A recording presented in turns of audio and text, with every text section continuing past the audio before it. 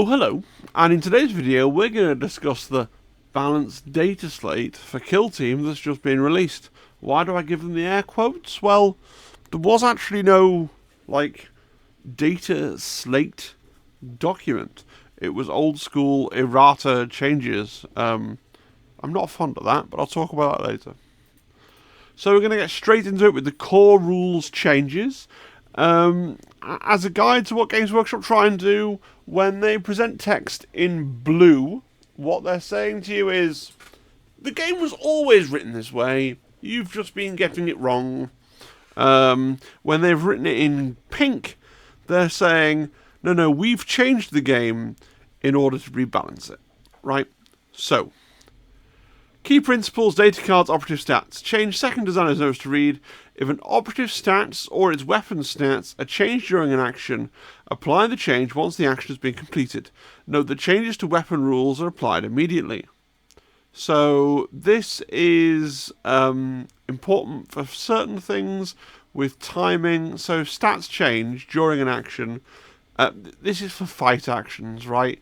The stats don't actually change until the fight is concluded. Unless it's affecting a weapon rule, right? So you're changing the hit stat on a weapon or something, then it would be applied immediately.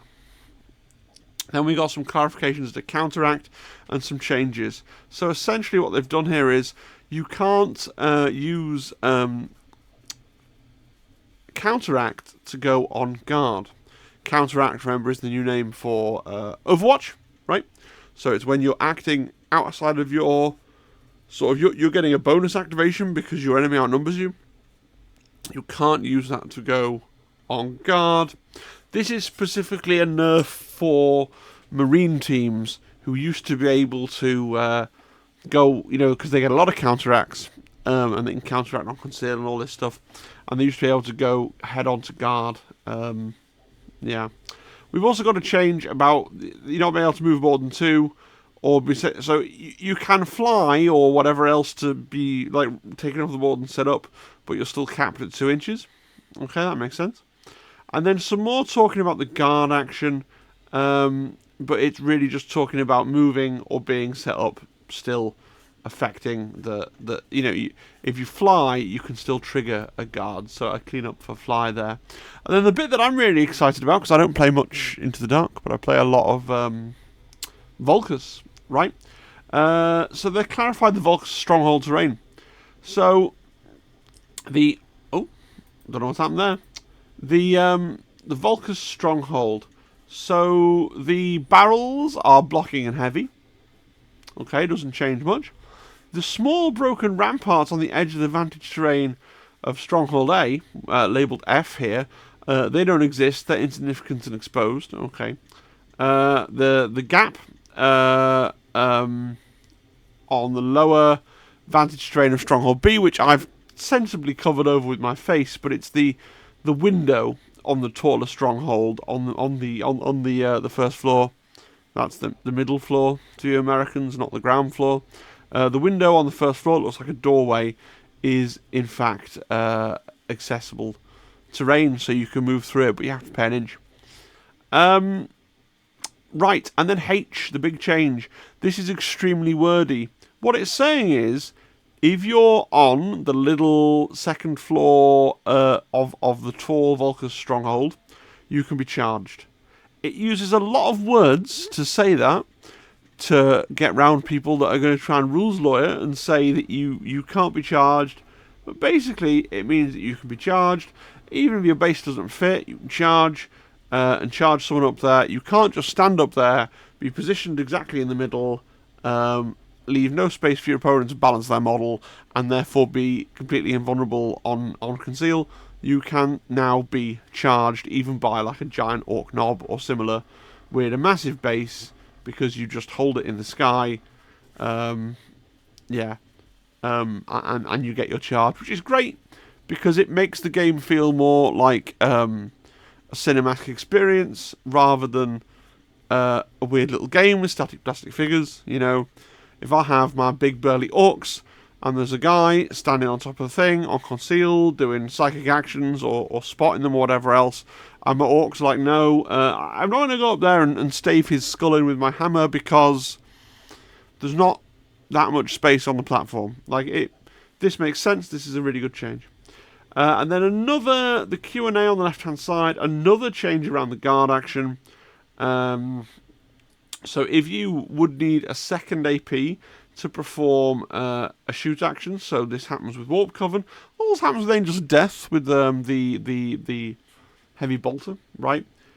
You can perform a guard action for 1 AP, but then to perform the shoot action during the interrupt, you can't select the relevant weapon unless you've got the remaining AP to do so saved up from your activation.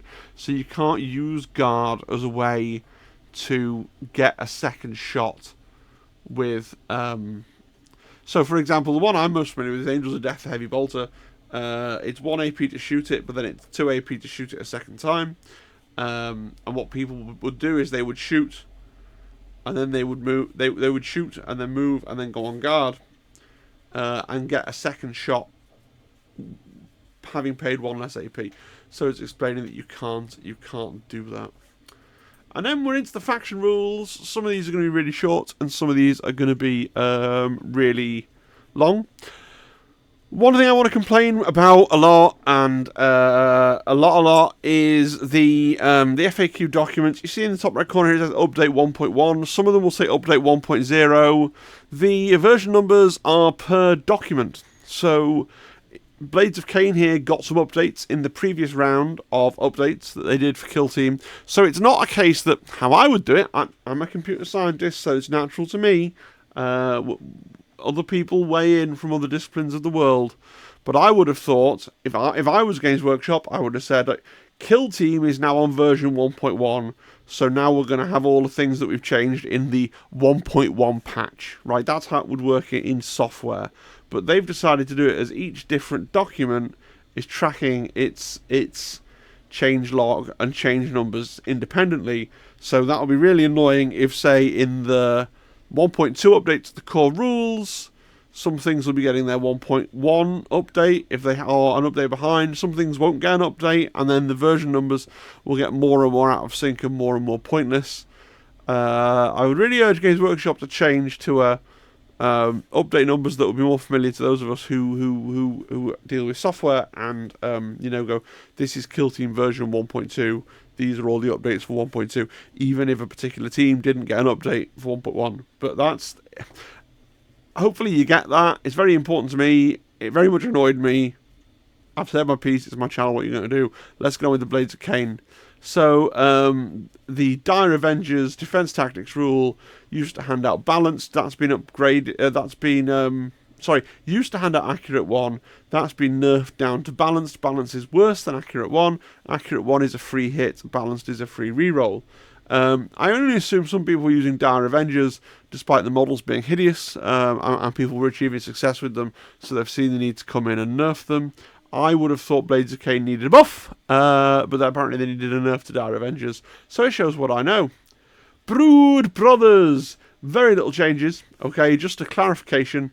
If my operative isn't injured at the start of the activation and is then incapacitated, when rolling d6 for the Cult Devotion strategy ploy, do I worsen the hit stat of the weapon by 1 as a result of being injured? No, because the stats don't change during an action.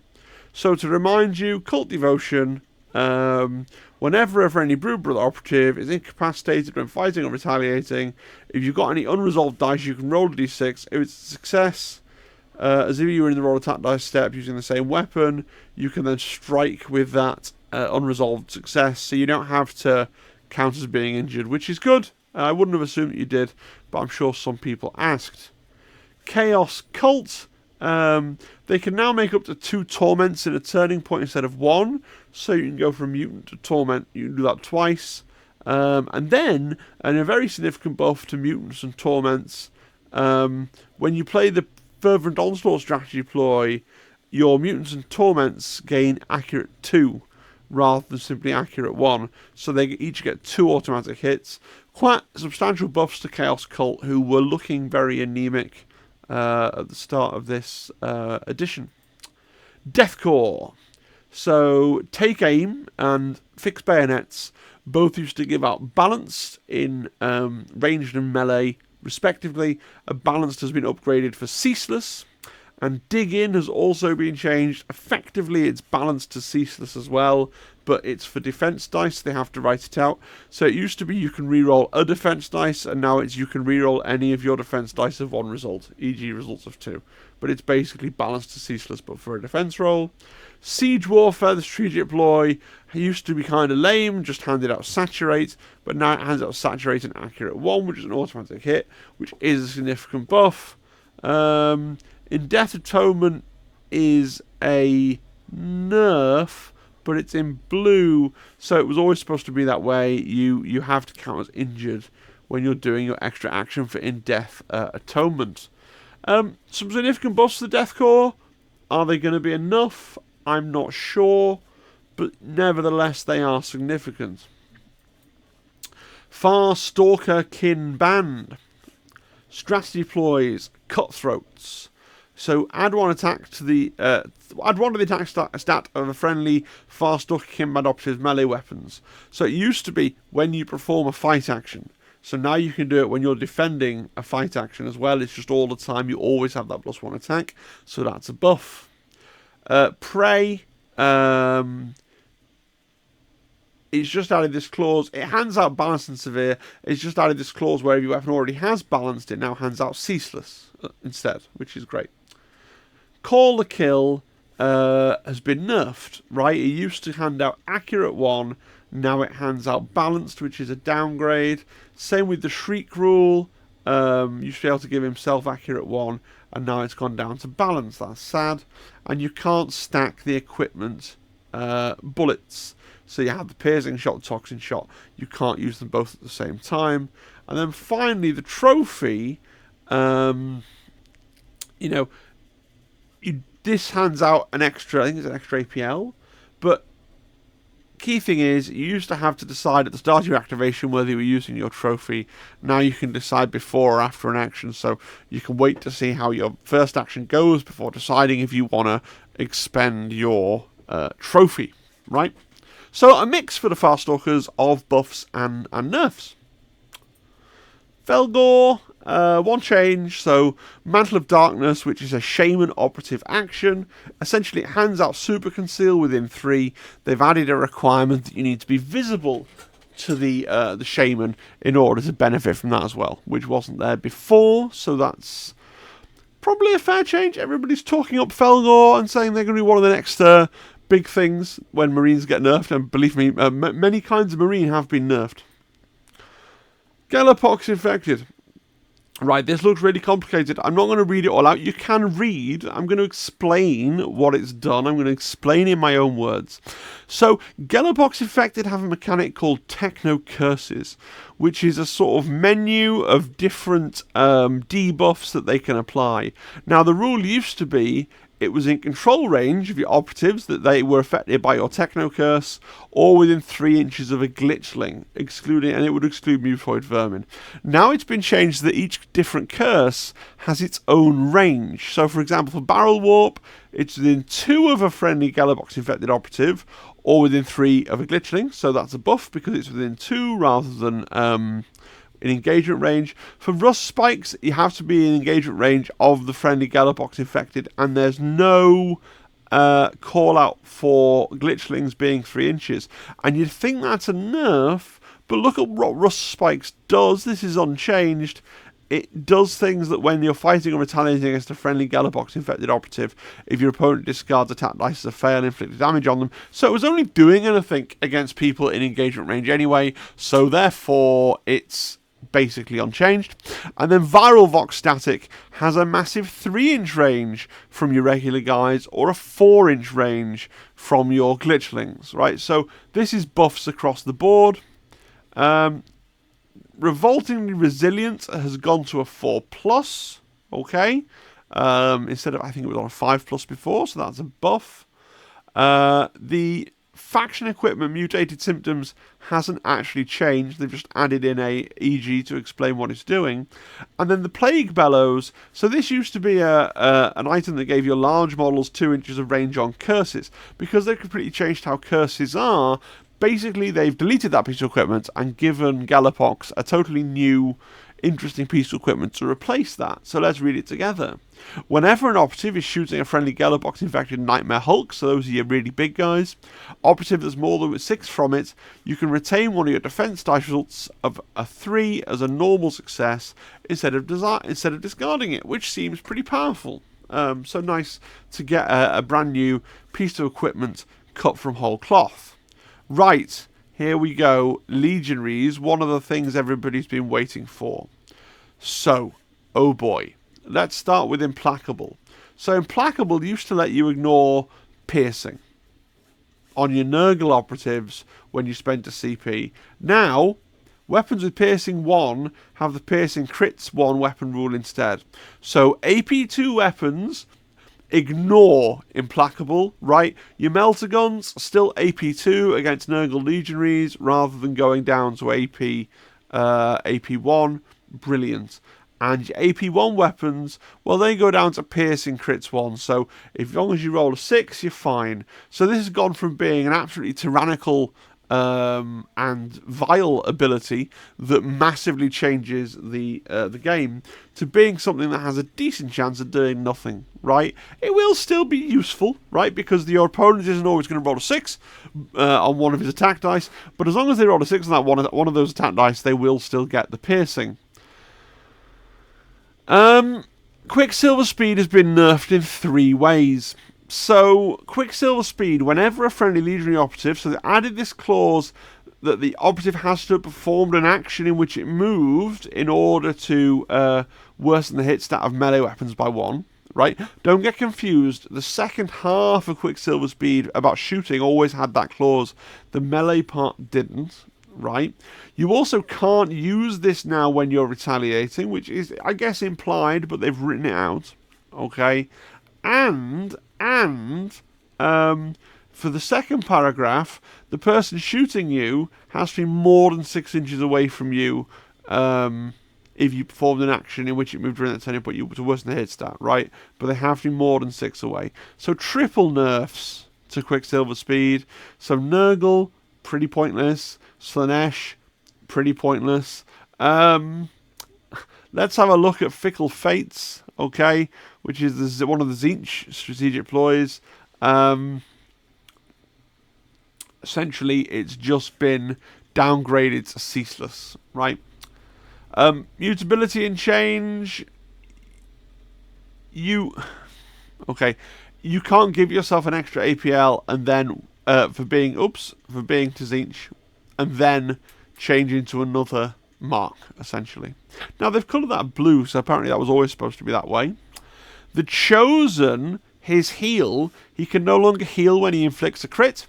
He can only heal when he kills somebody, but he does gain +1 to his D3 lost wounds that he's healing. So that's nice. The Unleashed Demon.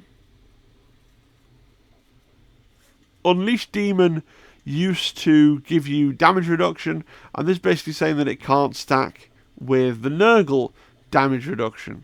Okay, so there's not really much point being Nurgle on your Anointed now, I would say. We'll see how that goes.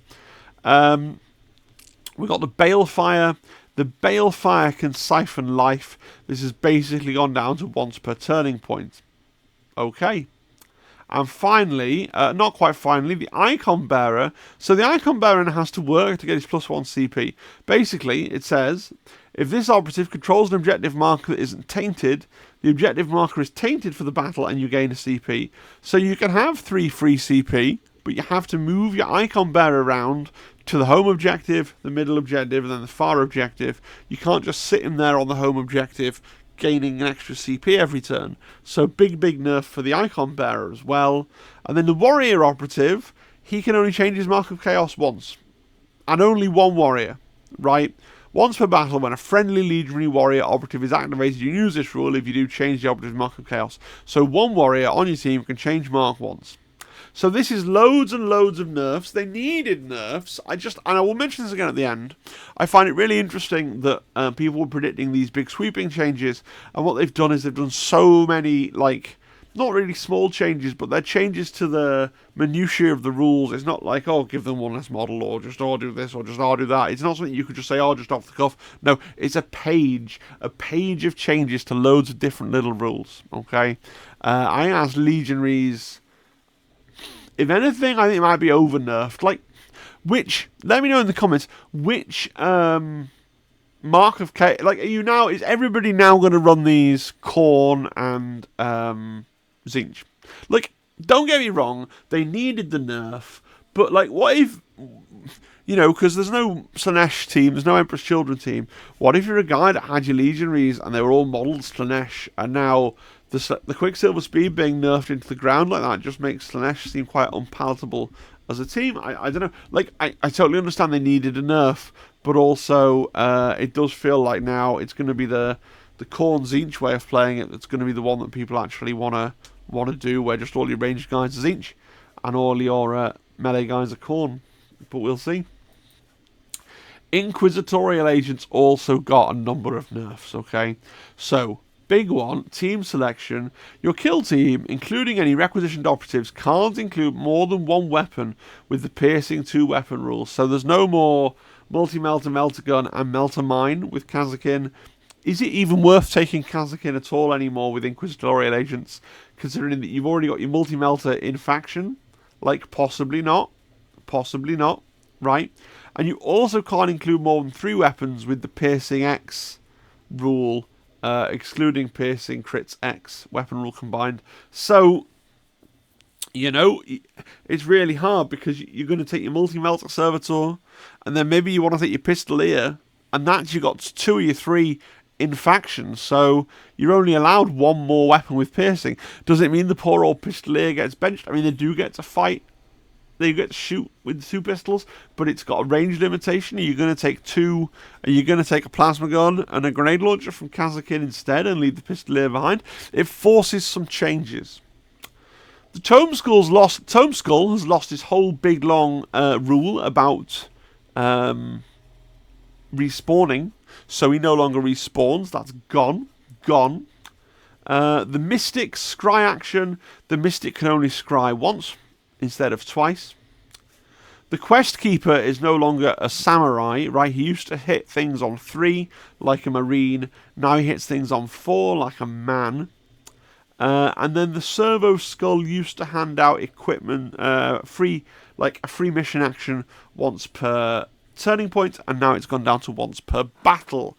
So pretty comprehensive nerfs to Inquisitional Agents. Also, just a clarification that Tome Skull can't get a 5-up save from armor bodysuits, but I would have thought that was generally how that was being played anyway. That's not the only nerf for Inquisition though, because the other nerf for Inquisition can be found in the Kasrkin rules. You no longer get to benefit from the Recon Trooper's special ability if you're drafting him in as an Inquisitorial Agent henchman, right? Kasrkin have no other changes, so Kasrkin don't get any buffs, which I think maybe they could have done with a buff. We'll see what happens to their stats now that, in theory, there's this cohort of really talented Kasrkin players who felt forced to play them with Inquisition, who can now go back to playing them with Kasrkin. So we'll see what happens to the stats. My feeling is Kasrkin still aren't going to be a particularly fun team in this meta, but we'll see. Navy Breachers. So, Brace for Counterattack has been tweaked. On the negative, you now have to be within your own territory in order to get the damage reduction, but it does now reduce damage of 3 rather than coming in at 4. And then, and then they've reworked the Sergeant at Arms. I shouldn't yawn, because I got a comment once that someone was like, after the 2nd yawn, I turned off the video. Try really hard, but how can you hold in a yawn? Sergeant at Arms, change the rule to read, whenever you would use the attack order or defense order strategy ploy, when opposite in the kill zone, it costs you 0 CP. So you're now getting your attack or defense order for free while your leader's alive, which is great. And also, you can still use it to move the attack order or defense order, or you can now instead use it to switch the attack order to a defense order, or the defense order to the attack order.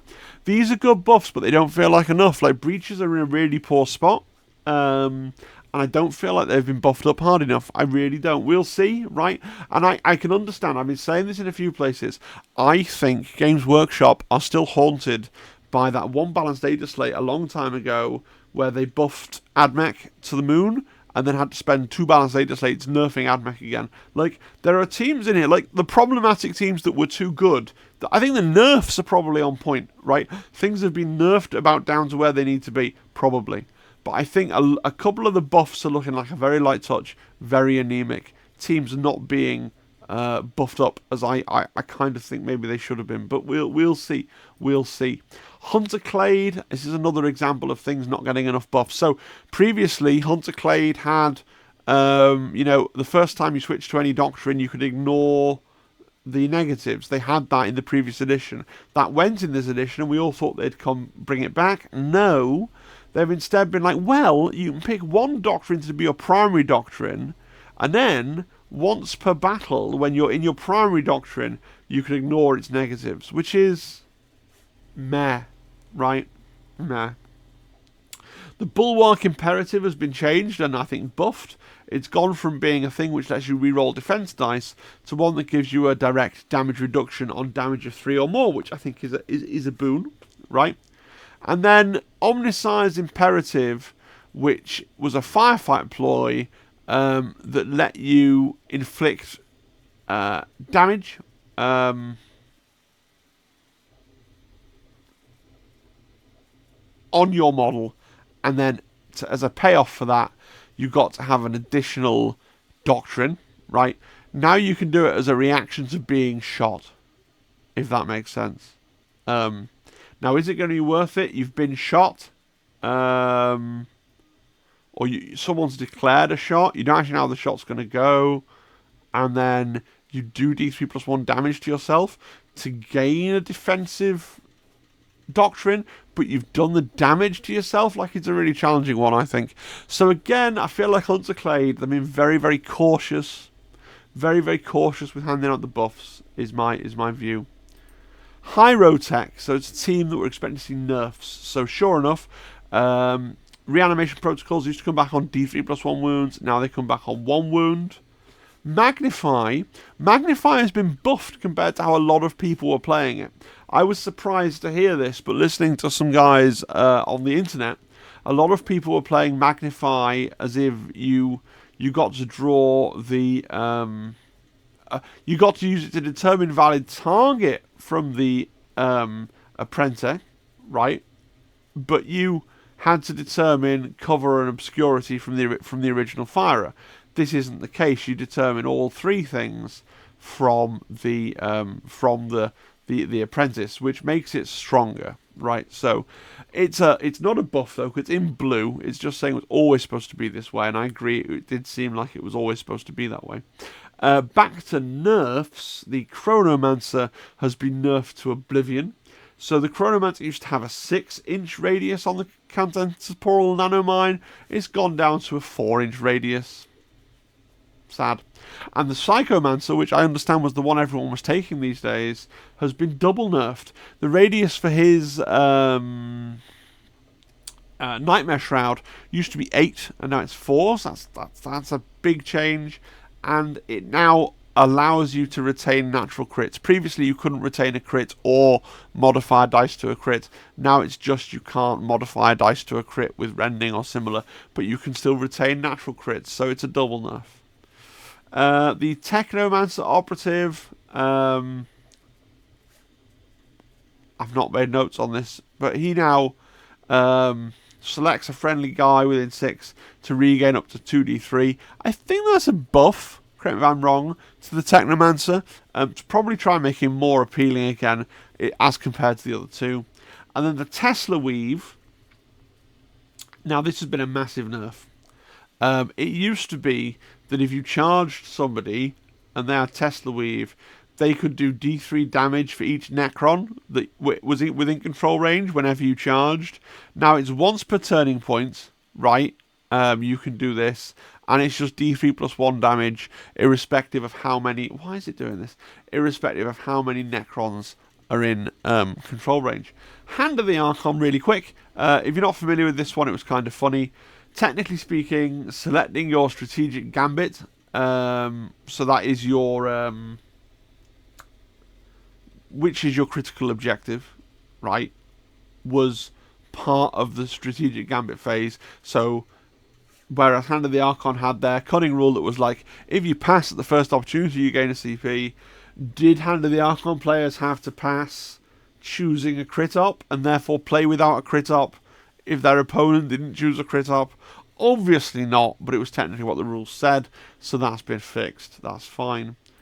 Nemesis Claw, a really quick one. It is a substantial nerf, but a niche one. So they have a piece of equipment called Comms Jammers that basically says that you can't gain positive APL. It used to be within 8 of any of the Nemesis Claw. It's gone down to within 3. Now this is massively relevant to the Wrecker Boys. Don't get me wrong, the Wrecker Boys still don't like it. But Nemesis Claw was basically a hard counter to Wreckers, because Wreckers' whole thing is, oh, I do a shoot, I gain an APL. I do a fight, I gain an APL. You're still not going to gain APLs when you do fights. It's still going to be a tough matchup for the Orcs. But at least your shooting guys don't have to hide right at the back of the board to gain their APLs when they shoot. So at least now you have the option, if you're...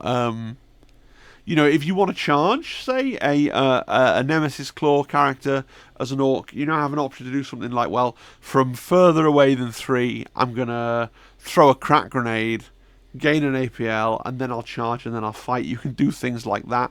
You previously couldn't, because grenade range was 6, and so I think that is significant, that ability as an Orc to throw a grenade,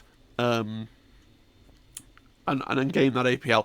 I think in other matchups, it's a very niche nerf. I think Nemesis Claw are basically untouched. It was just really, I believe they're fixing that one matchup where it's the Nemesis Claw into the Wrecker Crew, where the Nemesis Claw were just hard countering the Wrecker Crew with this piece of equipment. The Novitiates have copped significant buffs to their healing in particular, right? So Defenders of the Faith would let you halve the damage, okay, if you were on an objective marker or a mission marker. It now only works on objective markers. It also means that it also has gained a minimum of 2 and doesn't work on crits. Blessed Rejuvenation, okay, used to be whenever you spend faith points, you got the number of faith points you spent back as health plus D3. Now it's just D3. Okay. Good changes, in my view. Plague Marines, I was kind of surprised to see Plague Marines get changed, because they're a relatively new team, right? I mean, they're not the newest teams anymore, but they are the newest team to receive changes, and I don't think the changes were particularly deserved. Right, the clarification to the Astartes rule, not a problem, right? Saying that you can fight twice with your psychic melee weapon is fine. And again, the clarification to the wording on the flail action is no never mind. But there are 2 material changes here. The Malignant Plague Caster, you can't perform the action more than once per turning point. So this was the big heal that they had. There were ways of getting that heal off twice with Overwatch type stuff, Counteract, whatever it's called now. And then also, again, similar to the regular Chaos Marines, the Icon Bearer now has to be in your opponent's territory to make your Contagion strategy ploy cost 0 CP, so you can't sit him back on the home objective, which is kind of annoying, because a lot of these teams, you know, a 6-man Marine team, you've still got that home objective, you need to decide what you're doing with it, right? I feel like Plague Marines have copped 2 nerfs, largely because they've nerfed similar rules in other Marine teams and decided that those changes should also apply to Plague Marines, rather than because there's massive data saying that Plague Marines are a problem, because I'm not aware of that. But, you know, it is what it is. The Scouts are largely expecting to get buffs. They used to get 5 forward scouting options. Now they get to choose 6 things from their forward scouting menu. And they've gained an extra thing on their forward scouting menu. They can take a tactical maneuver, which allows them once per battle to give one of their models plus 1 APL, which is pretty nice. And then one of their pieces of equipment, the targeting oculars, it can now be used twice And then in addition to handing out Saturate, it also hands out Lethal 5-up, because they've realised that just Saturate on its own is not always that useful. Good. The Aquilons, technically speaking, drop and secure. You played it once on a marker, and then it made that marker much easier for you to score, much harder for your opponent to score, and it never disappeared, that change. They've just put the debuff in, the cleanup text in that would always make it remove with the ready step to the text turning point, which most people were playing as if it said that. It just never said that. That's one of those perfectly fine, genuine erratas shown in blue. And then Hot Drop. So Hot Drop gives you a buff. I think it gives you rerolls, yeah, on attacks within 6 inches. Used to be just on the turn that you came in. Now it's on the turn that you came in, or if you've dropped from vantage terrain that's at least 2 inches higher than the kill zone floor, so you can get a bit more use out of Hot Drop. Don't think Aquilons needed buffs, really, but that's what they've received. I struggle with Aquilons. Zimbad's on Aquilons at the moment, and he's really, really good with them, so what are you going to do? Vespid Stingwings have also received buffs, so they don't have to remove all their communion points from the previous turning point, so they can now store them up and have loads of communion points. They also don't have to spend a communion point to open hatches on into the dark, which is always a good thing. And then finally the Oversight Drone, which hands out Saturate, also hands out Lethal 5-up, because they've realised that Saturate by itself is kind of meh. Here we go then, Warpcoven.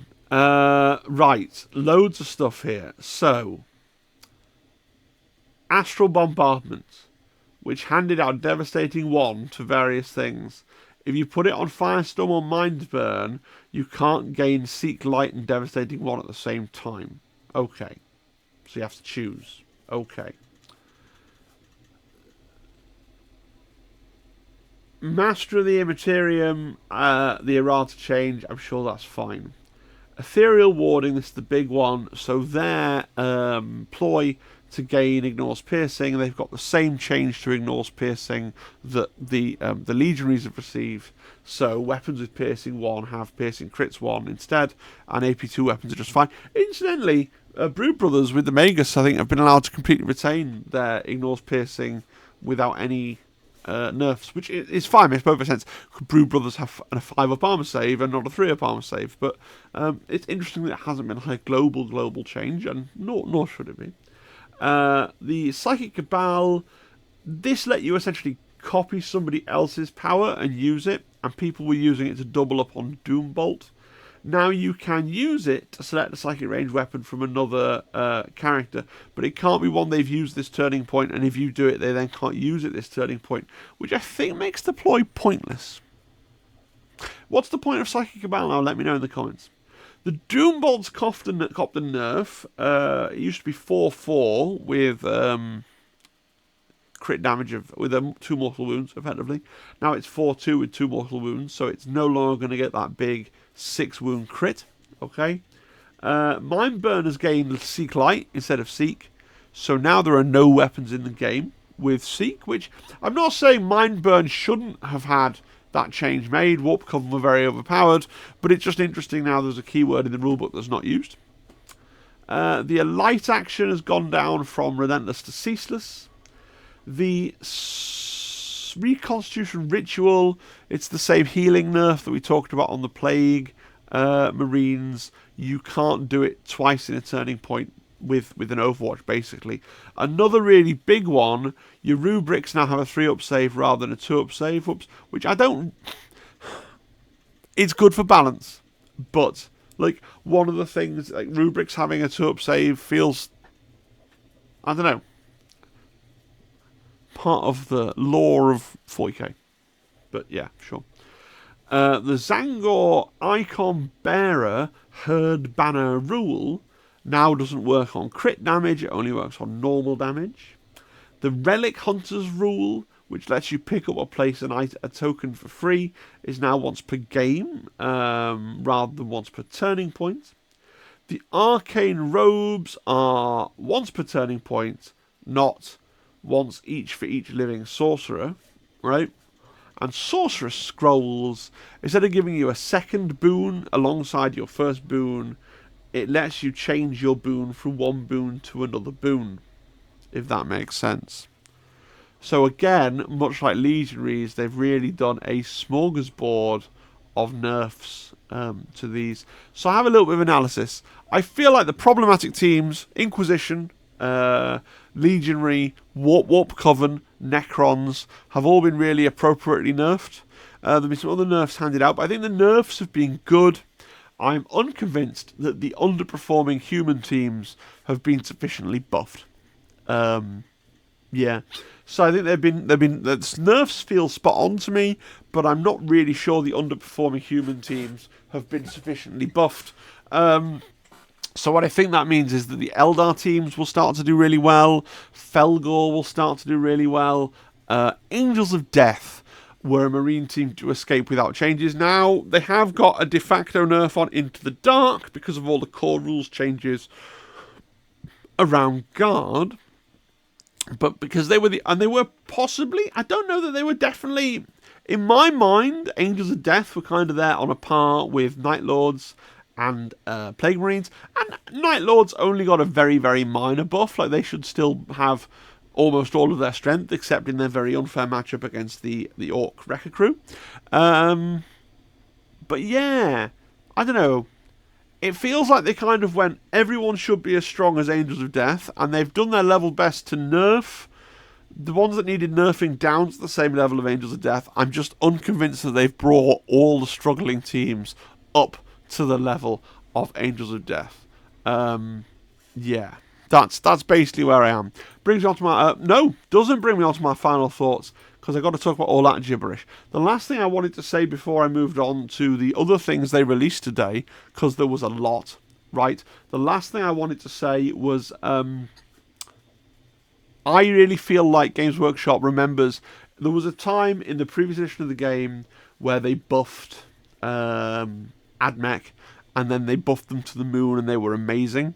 And then they had to spend the next 2 balanced Dataslates nerfing AdMech again.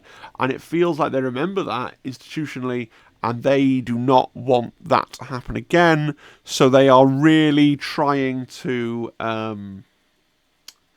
keep a lid on the buffs, right? So they've been quite good with the nerfs. I think the buffs have been a bit light. But I'm not the best player of Kill Team. That's just my analysis. Now... they've also released this document today, so this is the Approved Ops 2024 Tournament Companion. This is how they think you should run a tournament, but it's not how they think you should run a tournament. It's a very strange document. Welcome to the Approved Ops 2024 Tournament Companion. This document has been developed for Kill Team tournament organisers to use as a framework on how to best arrange a finely tuned event using the Approved Ops 2024 card pack. While this companion is not the only way to create an event, it can provide a valuable resource to organisers both newer and experienced, looking for guidance on making sure their tournament is providing the best experience for players. And we followed at most Games Workshop events using Approved Ops 2024. Tournament organisers can adapt this companion as necessary to suit the individual needs of their event. So they're not trying to be prescriptive. They're not saying you must do this, but they're trying to set out their stall of saying we are going to do this for our events. If you want your events to be like our events, you should copy us, but you don't have to. So, terrain layouts. They say that Approved Ops 2024 contains 6 terrain layouts for each kill zone currently in the Kill Team product range. These are all recommended for tournament play, but they're not the only terrain layouts that can be used for balanced experience. To encourage adaptability and generalship at the table, tournaments organisers may make their own maps with their own collections of Kill Team terrain, using the examples from Approved Ops 2024 as a guideline. We recommend tables preset for the day with an even variety of terrain layouts and rotate players through the layouts with each pairing. Note that depending on the number of layouts and rounds, this means some players may repeat a layout over the course of events. So this is them saying, reading between the lines, they're saying we want people to play on a variety of kill zones. This is what I think they're saying. They're saying we want people to still be playing on Morok, Octarius, Nakmand, all of those, but we have to support the things. It's the line currently in the Kill Team product range. We have to support the things that we sell, and presumably the retail logistics arm of Games Workshop's like, yeah, we're not having 6 kill zones on the shelves, lads. Pick what's important. Which is interesting. Why is it jumping around today? I don't know if I agree with that. Maybe I tell you what, it would be nice if you went to an event and the maps were genuinely a surprise. I'm not going to go on and on about it. It was a little vexing is when they adopt a map pack that some people are really familiar with, and then they get to leverage that. I think sticking to the maps that everybody has the same opportunity to be really familiar with is one way of ensuring parity. But then they are also saying, look, you can do what you want, mate. The thing with map packs is if you're going to use maps and they're going to be known in advance, they should be known equally to everybody without prejudice. That's the main thing. And if it's been done, then I'll play on whatever, because I agree with GW. It changes your...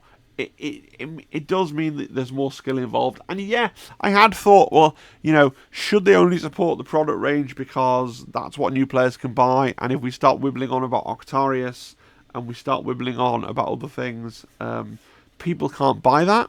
But Games Workshop have what they have, and if people want their own sets at home to practice, you can 3D print, you can buy MDF, you can get rounded that way. So I am probably converted to the idea that we should be using a bigger variety of terrain layouts, just with the slight niggle about the maps should either all be... Everybody in a tournament should have the same level of prior knowledge of the map pack in use, which then they can choose to use or not, right? Their choice, but that should be the long and the short of it. Crit op selection. We recommend that all players be playing the same crit op in the same round to create the most consistent results for win paths. Yep. In the pairing metrics. To do this, tournament organisers will select crit ops for players based on each round of the tournament. Yeah, predetermined, yes. They can set any crit op using the cards. Some groups of crit ops are similar play patterns. For a wider variety of mission types, organisers can select one from each of these groupings for each round. So they're saying that you should have, it's interesting that there are 3 groupings, but they're basically saying, I think, that secure, loot, and transmission are pretty similar, upload, intel, and coordinates are pretty similar, and extraction, sabotage, and power surge are pretty similar. So you should probably go like secure, upload, extraction, loot, or something like that if you're a 4-round tournament. If you're a 6-round tournament, just choose 2 from each bucket. That makes sense. Pairings. We recommend that players be randomly paired into their matches for the first round. Okay, how else would you do it? That's fine. When selecting pairings for players in the following rounds, the most important aspect of pairings will be to ensure players with a similar number of wins and losses are playing against each other. 3 wins, 1 loss, and 0 draw should play against another player with the same results if possible. Yes. It's inevitable to have many players with the same win-loss record. We recommend pairing players with the following criteria. So, first by record, wins, loss, draws. Secondly, by win path, i.e. the timing of the rounds in which a player won or lost the game. Secondly, by win path, i.e. the timing of the rounds in which a player won or lost the game.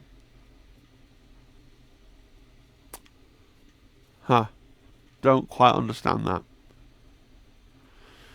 Do they mean the length of time the game took? Because that's not standardly recorded. Oh, hang on, it's down the bottom. Win path. A player's win path refers not to their number of wins and losses, but to the timing of those wins and losses. While pairing by win path has an incidental tendency to pair people by strength of schedule, see below, its greatest impact is on the overall enjoyment experienced by all players, as it tends to pair players based on shared experience. For example, let's take 2 3-1 players. One of them... yes. Okay, so it's a thing where 2 3-1 players, if one lost their first game, got annoyed, and then won the next 3 games, they're going to be a different person to somebody that's won 3 games and then just lost their last game. So it tries to pair people who are on the same high or low, which I think makes sense. Yeah, okay, that's fine, that's good. I agree with that for pairing during the game, that's fine. And then it says draws. Draws are a perfectly valid result of the game of Kill Team. In fact, they can be some of the most exciting competitive matches. We highly discourage the use of tiebreakers to decide the results of an individual game. Organisers should instead use the ranking criteria below to resolve ties when determining the results of the event. We also recommend that a draw not be excessively punishing on a win record. The relatively low score potential within Kill Team results in a higher frequency of draws. In general, we recommend that the result of 2 draws be an equal record to a win and a loss.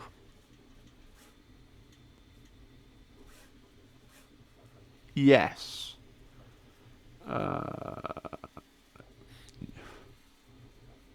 Yeah, so usually people usually say 3 points for a win, 2 points for a draw, 1 point for a loss, don't they? Which makes sense. Yeah. Yeah. Yeah. To help resolve issues with pairings and rankings, an accurate record, secondary stats like strength of schedule, organisers can use apps like Best Coast Pairings, which includes preset metrics for these options. Games Workshop, if you're gonna climb up Best Coast Pairings that hard, like, I have not been to an event where the Best Coast Pairings app hasn't crashed at some point, and I've had to go to the TO and say, neither me nor my opponent can enter our results because Best Coast Pairings has decided that we're not real people. Like, it's buggy and annoying, and I know the whole community loves it, but, like, Games Workshop should just buy it at this point. Right? It's annoying. It annoys me. I'm sure it's very good at what it does behind the scenes and is a really good tool for running the tournament, but the app on the phone really annoys me. Rankings. At the end of the tournament, it's quite common for a number of players to have an identical record. Yeah, especially if it's like a 3-round tournament, right? To determine the ranking players within your results, we recommend the following criteria. Firstly, by overall record, obviously. Secondly, by their opponents' win records, i.e. those with more wins against opponents with better win records will place higher. Thirdly, by total VP in all games from primary. Yes. So the second thing is what they refer to as strength of schedule, and that's explained down below. Our second criteria for ranking is opponents' win rounds is also referred to as strength of schedule. In a difficult match between equally skilled players, we expect a player's score to be lower on average than a match against a less skilled opponent. Therefore, strength of schedule can be used to determine the difficulty of matches players made it through to achieve their final result. We don't recommend using overall VP as a criteria, as these results can be lowered even winning a match if your opponent and matchup was difficult. Like, I see their point. The counterpoint would be, and this has never been my experience, but I've heard it said, like, especially I think over in the US, if you have a 2-day tournament, people often drop before the second day. So if you have the misfortune to have played somebody on the first day who then maybe went out and got drunk, right, and dropped from the second day, maybe you're on a path to win the whole thing, but then because your opponent didn't play half their games, your strength of schedule mark is really low. Like, I don't know if that actually happened, but it is something that I've heard on other podcasts, so like LVO and stuff like that. So, but then I do also agree that doing it on total VP does mean that if you have a hard fought game, you know, if Can You Roll a Crit and Ace played each other, and then they're both playing really, really well and not conceding many points, they might have a really low scoring game. Whereas if Can You Roll a Crit played me, he'd max and I'd get like 3 points, and that would be much more valuable to him, and that doesn't make sense. It makes sense to make the harder match be more valuable, right? Which is what they're trying to do. So, like, if the choice is do strength of schedule or do it by total VP, then I would opt for strength of schedule, but is there another different way you could do it? Like, let me know in the comments. And then finally, we got rulings.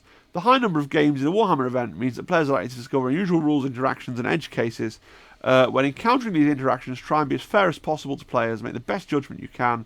To support this, regular rules updates, up-to-date precise wordings. Whenever a printed rule contradicts an online rule, the online rule takes precedence, yes. If you're unsure of an interaction, check the living documents to ensure the best chance of resolving the issue. That makes sense. And then this double-page spread is all about the classified format, which we've talked about. They say, for the next Kill Team season, when planning your tournament, you must determine if it will use the classified format.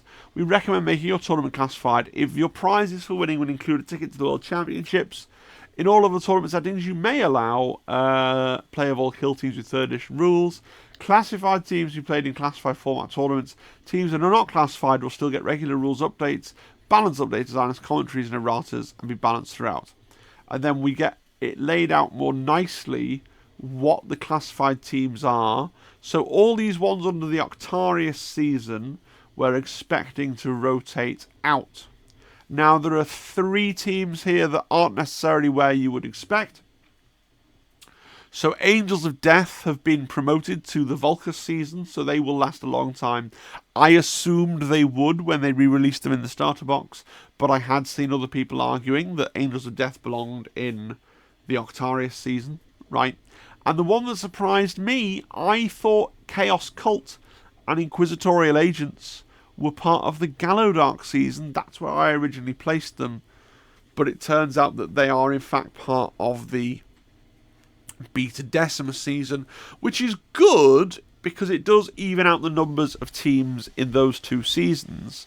When the Octaria season teams go, that will be a big loss of a lot of teams from the field, right? But it's nice that the Gallodark season and the Beta Decimus season are about the same size. We're expecting 4 more teams to join the Vulcus season, so that will be slightly larger than the previous 2 seasons as well. Unless they don't do a box, like unless they're like, yeah, we've done Plague Marines and Angels of Death, so therefore you only need 2 more teams for it to be a complete season. I guess that's possible. It's not what I'm hoping for, but it's possible. Then we've got an afterward, which I realise I've covered up with my stupid head. Let me just see if I can. There you go. I'm going to put myself there so we can read there afterward. It's very strange.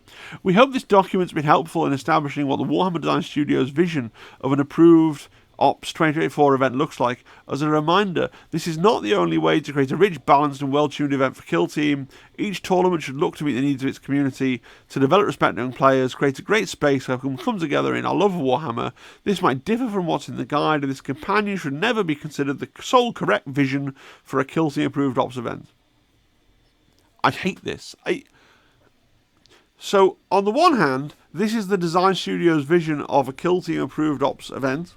On the other hand, it should never be considered the sole correct version of a Kill Team approved Ops event. Well, I'm going to consider it the correct version of approved Ops event because the people who wrote the game wrote the guide.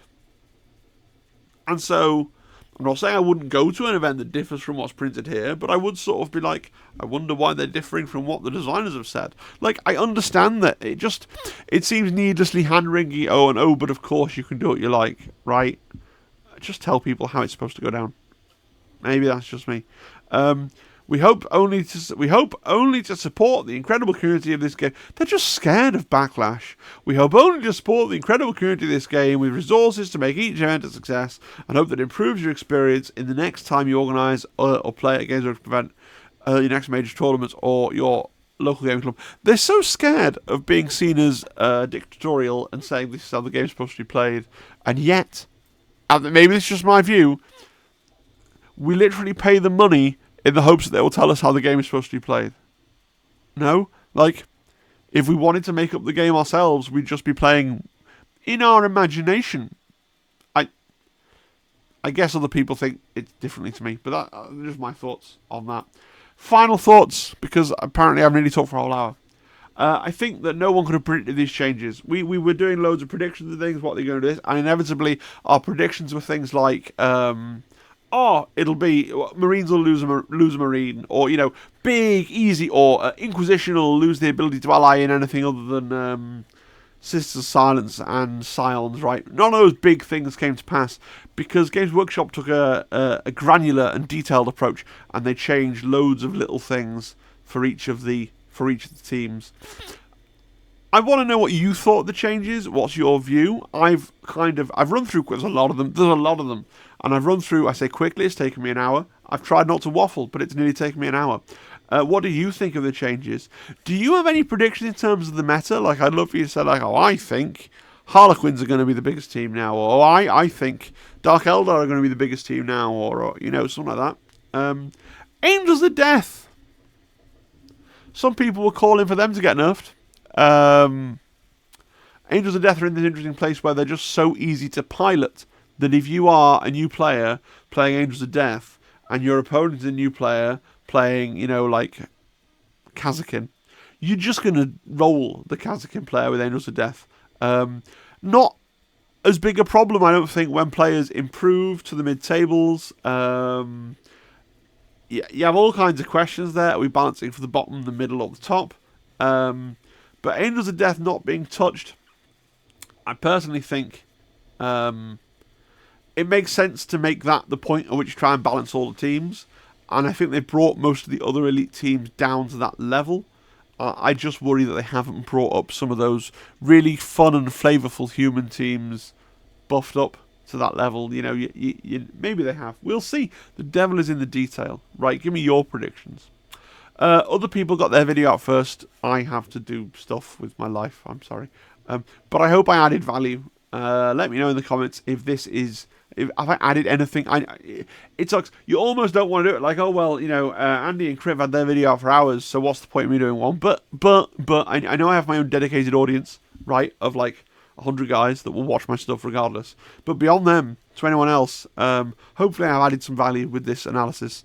If I've explained it and with the slides and everything else, and it's made it clearer to you what stuff did, then please do consider rewarding that by subscribing. You're not subscribing for you, you're subscribing for me. You make the number go up and people notice the channel more.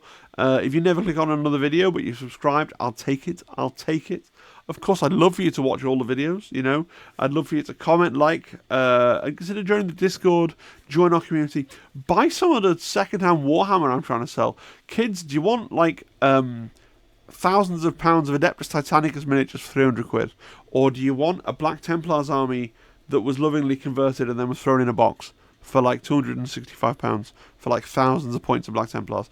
Like, come and join the Discord and buy my stuff, please. And I want to say a big thank you to all my members, especially Nightfall and Sam Troff, who are both subscribed at the highest tier and therefore financially support this recklessness every single month to quite a large amount. Right, that's it. I'm going to try and go and get a game of Underworlds in before I have to go to bed, because it is games night tonight. But Zimbad was ill, so I'm going to try and convince my wife to play with me. So hopefully I'll get that done tonight. But I hope you've enjoyed the video, and yeah, I'll see you again next time. Cheery, cheery, cheery, cheery, cheery, cheery, cheery. Bye. Bye, bye, bye. Goodbye.